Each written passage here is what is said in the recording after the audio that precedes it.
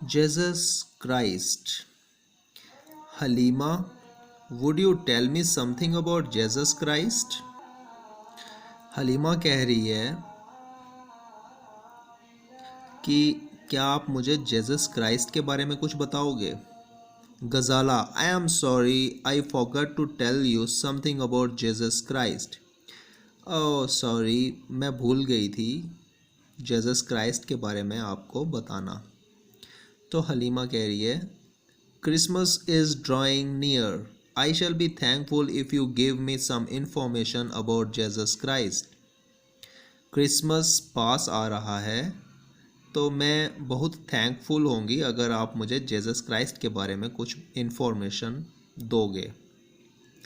तो गज़ाला कह रही है, Jesus Christ is the founder of Christianity.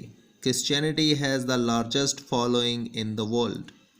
Jesus Christ जो हैं वो फाउंडर हैं क्रिश्चियनिटी के। क्रिश्चियनिटी के दुनिया भर में सबसे ज़्यादा फॉलोअर्स हैं। ही was one of the greatest human beings in history, और वो बहुत ही ग्रेट ह्यूमन बींग्स थे हिस्ट्री में। He showed love and sought pardon even for enemies who were responsible for his death। और उन्होंने लव मीन्स प्यार, और पार्डन मीन्स माफ़ कर दिया अपने दुश्मनों को भी जो रेस्पॉन्सिबल थे उनकी डेथ के लिए।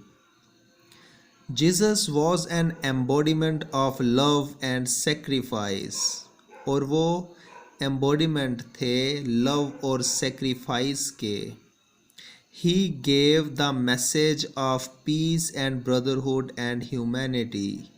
उन्होंने जो मैसेज दिया वो दिया पीस का, शांति बनाए रखने का, और ब्रदरहुड भाईचारे का, और ह्यूमैनिटी इंसानियत का। Jesus lived a simple and humble life. उनकी लाइफ बहुत ही सिंपल थी और वो बहुत हम्बल थे। When he grew up, he started preaching about the kingdom of God। जब वो बड़े हुए तो वो गॉड की किंगडम के बारे में प्रीच करने लगे, लोगों को बताने लगे। He had a large following. उनकी बहुत बड़ी फॉलोइंग थी, लोग उन्हें फॉलो करते थे। He also performed certain miracles. और वो कुछ चमत्कार भी करते थे, जैसे कि he healed the sick and brought the dead back to life. जैसे कि किसी बीमार को ठीक कर दिया, किसी मरे हुए को ज़िंदा कर दिया। His teachings are in the form of sayings and parables. और उनकी जो टीचिंग थी वो कुछ कहानियाँ थी, और वो कुछ सेइंग्स के रूप में थी। They are found in the New Testament. और वो सब लिखी हुई हैं न्यू टेस्टामेंट में। Jesus Christ was born in 4 BC in Bethlehem near Jerusalem. Jesus Christ जो थे वो 4 BC में बेथलेहम जगह है जो कि जेरूसलम के पास है, वहाँ पे इनका जन्म हुआ। His father Joseph and mother Mary were very poor. इनके जो फादर थे जोसेफ और जो मदर थी मैरी, वो बड़े गरीब थे। As a child Jesus took keen interest in religious discussions. और जब ये छोटे थे तो रिलीजियस डिस्कशंस में काफ़ी इंटरेस्ट शो करते थे। At the age of 30, he gave up this profession as a carpenter and started preaching his religious ideas। और जब वो 30 ईयर्स के हुए तब उन्होंने प्रोफेशन छोड़ दिया कारपेंट्री का, एंड स्टार्टेड प्रीचिंग, और वो प्रीच करने लगे religious ideas. The new religion that he preached was rooted in humanity and universal brotherhood. जो न्यू रिलीजन इन्होंने प्रीच करना शुरू किया वो था ह्यूमैनिटी का और यूनिवर्सल ब्रदरहुड का, भाईचारे का। With the approval of the then Roman governor he was crucified on Mount Calvary Jerusalem. और रोमन गवर्नर के अप्रूवल पे इनको क्रूसीफाई किया गया माउंट कैलवरी में, जो कि जेरूसलम के पास है। The crucifixion of Jesus Christ is observed as Good Friday every year. Jesus Christ का जो क्रूसीफिक्शन है इसे ऑब्जर्व किया जाता है हर साल, जिसका नाम है गुड फ्राइडे, गुड फ्राइडे वाले दिन। The Jesus Christ was put on the cross, he said, जब जीसस क्राइस्ट को क्रॉस के ऊपर रखा गया तो उन्होंने कहा, O father forgive them for they don't know what they are doing. उन्होंने कहा, हे परम पिता, इन्हें माफ़ कर दो कि ये नहीं जानते कि ये क्या कर रहे हैं। तो इतने ज़्यादा वो मतलब पार्डन नेचर के थे कि उन्होंने अपने दुश्मनों को भी पार्डन कर दिया, माफ़ कर दिया। उनके लिए भी वो पीटी मांग रहे हैं गॉड से। This shows that Christ's heart was full of love and forgiveness for his worst enemies. और ये शो करता है कि क्राइस्ट का जो हार्ट है, उनके दिल में, उनके मन में सबके लिए कितना प्यार और फॉरगिवनेस छुपी हुई है, मतलब माफ़ कर देते हैं अपने दुश्मनों को भी। It is said that Jesus Christ became alive 3 days after his crucifixion। और ऐसा कहा जाता है कि जीसस क्राइस्ट फिर से ज़िंदा हो गए थे 3 दिन के बाद, जब उनको क्रूसीफाई किया गया था। तो Jesus Christ was a great pathfinder of mankind and Christians believe him to be the son of God। और जीसस क्राइस्ट को माना जाता है कि वो पाथ फाइंडर थे मैनकाइंड के, और क्रिश्चियंस ये भी बिलीव करते हैं कि वो गॉड के ही सन थे। अब हम नेक्स्ट देखते हैं Mahatma Buddha. Mahatma Buddha was one of the greatest religious teachers of the world. ये ग्रेटेस्ट रिलीजियस टीचर हैं दुनिया के। He gave the message of truth, peace, humanity and equality. और इन्होंने मैसेज दिया है ट्रूथ का, सच्चाई का, पीस शांति का, ह्यूमैनिटी का इंसानियत का, एंड इक्वालिटी और इक्वालिटी का। He was the founder of Buddhism. इन्होंने जो रिलीजन फाउंड किया वो था Buddhism, one of the world's leading religions. और ये भी दुनिया का बहुत बड़ा रिलीजन है। Followers of Buddhism are found in China, Japan, Myanmar. और बुद्धिज़्म के फॉलोअर्स चाइना में रहते हैं, जापान में, म्यांमार में, श्रीलंका में, and some other countries of South East Asia, और कुछ साउथ ईस्ट एशिया की कंट्रीज़ में भी। Buddha's childhood name was Siddhartha. Buddha का बचपन का नाम था Siddhartha. He was a child with a thoughtful bent of mind. और ये काफ़ी थॉटफुल बेंट ऑफ माइंड था इनका, सोचते थे बहुत। His father feared that Siddharth might leave home। और उनके फादर को लगता था कि वो घर कहीं छोड़ ना दें। So he kept him busy in pleasurable activities। तो उन्होंने उन्हें बिजी रखा pleasurable activities में। He arranged his marriage with a beautiful princess Yashodhara when he was 18। और उन्होंने उनकी शादी अरेंज कर दी जब वो 18 साल के थे यशोधरा से, जो कि एक राजकुमारी थी। But this failed to change the mind of young Siddhartha. लेकिन सिद्धार्थ का माइंड इससे चेंज नहीं हुआ। Passing on the road one saw a sick person, an old man and a dead man. जब वो एक बार किसी सड़क के किनारे से जा रहे थे तो उन्होंने देखा कि एक बीमार आदमी, एक बूढ़ा आदमी और एक मरे हुए आदमी को कुछ लोग ले जा रहे थे। This had a great impact on his mind. और इस बात ने इनको बहुत ही असर डाला इनके माइंड पे। So one night at the age of 29 Siddhartha left his home quietly, living his wife, son and all the royal comforts behind in search of peace and truth. तो एक रात को जब वो 29 साल के थे तो उन्होंने अपनी बीवी, बच्चे को और सब वो जो राजकीय सुख थे वो सब छोड़ दिए पीछे, in search of peace and truth, peace और ट्रूथ के सर्च में। He visited many places, met many scholars and saints, but he was not satisfied. और वो बहुत सारी जगहों पे भी गए, बहुत सारे स्कॉलर्स से मिले, सेंट से मिले, लेकिन वो सेटिस्फाइड नहीं थे. Then he started hard meditation, bearing great physical suffering. और उसके बाद उन्होंने हार्ड मेडिटेशन की, काफ़ी फिज़िकली सफ़र भी हुए, तकलीफ़ें झेली, शारीरिक तकलीफ़ें. After 6 years wandering and meditation, Siddharth got enlightened when he was sitting in meditation under People Tree in Gaya. 6 सालों के बाद मेडिटेशन करने के बाद उनको एक दिन एनलाइटनमेंट मिल गई जब वो मेडिटेशन कर रहे थे पीपल के पेड़ के नीचे, जो कि कहाँ पे है, गया में. Siddharth now got transformed into Buddha. और सिद्धार्थ अब बुद्ध बन चुके थे. Enlightened and the people tree under which he got enlightenment became Bodhi tree.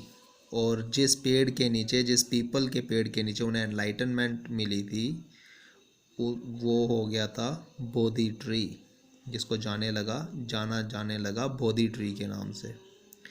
He delivered his first sermon in Sarnath near Varanasi. और उन्होंने अपना फर्स्ट सरमन जो था वो वाराणसी के पास दिया. He taught before his 5 disciples who had earlier deserted him. उन्होंने उनके जो 5 जो अनुयायी थे उनको फर्स्ट सरमन दिया, उनको पढ़ाया. He taught that the main cause of suffering was desire. People could get rid of this by following eightfold path. उन्होंने कहा कि जो रियल काज है सफरिंग का वो है डिज़ायर, और लोगों को इसे छोड़ने के लिए फॉलो करने चाहिए 8 फोल्ड पाथ. कौन कौन से? Right belief, right thought, right speech, right action, right livelihood, right effort, write memory and right meditation. तो ये थे उनके 8 फोल्ड पाथ, जिन्हें फॉलो करके कोई भी ये जो सफरिंग है इनसे गेट रिड हो सकता है. The rest of the years of his life were spent in spreading the new faith. और बाकी सारी उम्र उन्होंने इस न्यू फेथ को स्प्रेड करने में बिता दी. Buddha also attacked some religious and social practices of his times. He also oppose to caste system prevalent in the Hindu society. उन्होंने जो दूसरे रिलीजन में कुछ सोशल प्रैक्टिसेस थी उनको भी अटैक किया, और ख़ास तौर से जो हिंदू सोसाइटी में कास्ट सिस्टम था उस पर भी बहुत अटैक किया. बुद्ध अटेंड निर्वाण इन कुशीनगर उत्तर प्रदेश इन 483 BC. और उन्हें निर्वाण मिला कुशीनगर में, जो कि उत्तर प्रदेश में है, 483 BC में. Gautam Buddha was born in 563 BC. इनका जन्म 563 BC में हुआ. In the Lumbini forests in Nepal, Terai, Lumbini forest में, जो कि नेपाल में है, तेराई में. His father's name was Suddhodana, who was the ruler of Kapilvak and the chief of Shakya clan. इनके फादर का नेम सुधोधना था, जो कि रूलर थे कपिल वास्तु के, जो रूलर थे, and chief of Shakya clan, और वो चीफ थे शाक्य क्लैन के. हिज मदर नेम वाज माया देवी. उनकी मदर का नेम माया देवी था. ही बिगॉट ए सन नेम्ड राहुल. और इनका एक बेटा था जिसका नाम था राहुल. अब देखते हैं गुरु नानक जी के बारे में. Guru Nanak was a great reformer. वो एक बहुत ही ग्रेट रिफॉर्मर थे. He was one of the prominent leaders of the Bhakti movement. और ये प्रोमिनेंट लीडर थे भक्ति मूवमेंट के.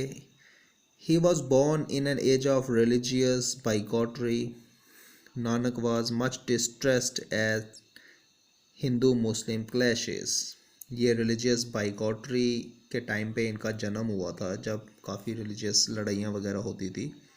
तो ये बहुत डिस्ट्रेस थे, दुखी थे Hindu Muslim clash, Hindu Muslims की लड़ाइयों पे।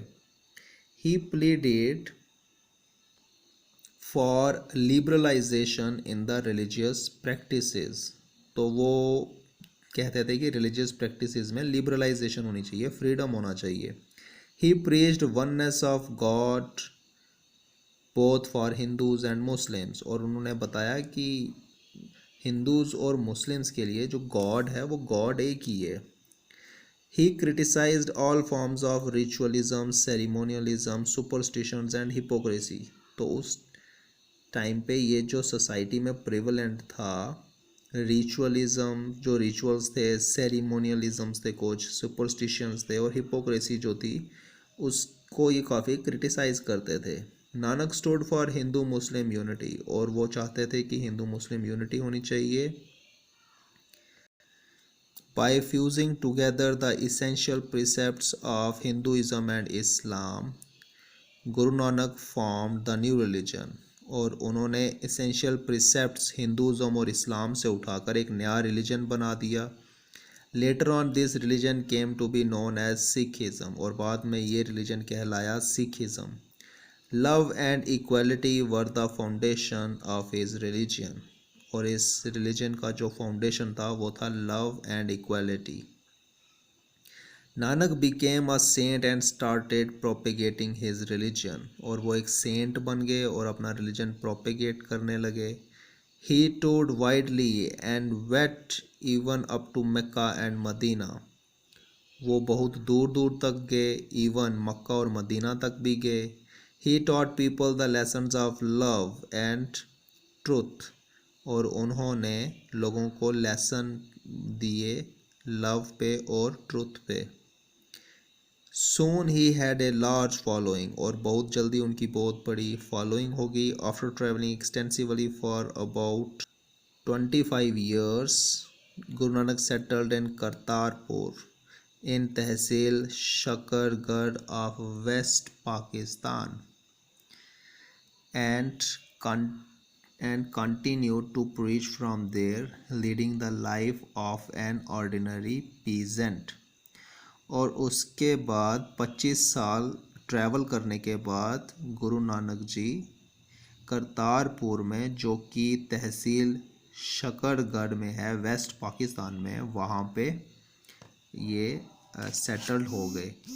And continued to preach from there. और वहाँ से ही फिर वो अपनी बाकी ज़िंदगी प्रीच करते रहे और एज एन ऑर्डिनरी पीजेंट जो थे अपनी लाइफ को इन्होंने जिया।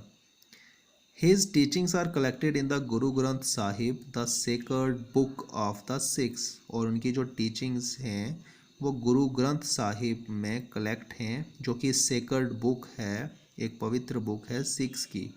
Guru Nanak was born on 15 अप्रैल 1469 इन ननकाना साहिब। गुरु नानक जी का बर्थ हुआ था 15 अप्रैल 1469 को ननकाना साहिब में। तलवंडी, तलवंडी एक गांव है पाकिस्तान में, वहाँ पे। At the age of 15 he was taught Punjabi, Hindi and Sanskrit. और 15 साल की उम्र में इनको पंजाबी, हिंदी और संस्कृत जैसी भाषाएं सीखने को मिली। He was very brilliant and quiet by nature. वो काफ़ी होशियार थे अपने बचपन में और शांत रहते थे। At the age of 18 he married Sulakshani Devi. और 18 साल की उम्र में इन्होंने शादी की, जिनका नाम था Sulakshani Devi. He had 2 sons named Lakshmi Chand and Shri Chand. और इनके 2 बेटे हुए, जिनका नाम था लक्ष्मी चंद और श्री चंद। He merged into eternity in 1539। और वो एटर्निटी में मर्ज हो गए 1539 में। His teachings are of very great value even today। और उनकी टीचिंग्स आज भी बहुत ग्रेट वैल्यू रखती हैं हम सब के लिए।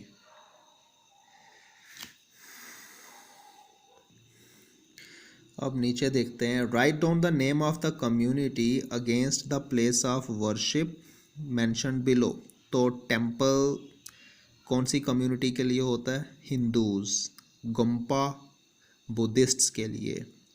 तो चर्च क्रिश्चियंस के लिए, गुरुद्वारा सिख्स का होता है, और साइनेगॉग बोलते हैं ज्यूज़ की प्लेस ऑफ वर्शिप को। तो ये सभी प्लेस ऑफ वर्शिप्स हैं इन कम्युनिटीज़ के।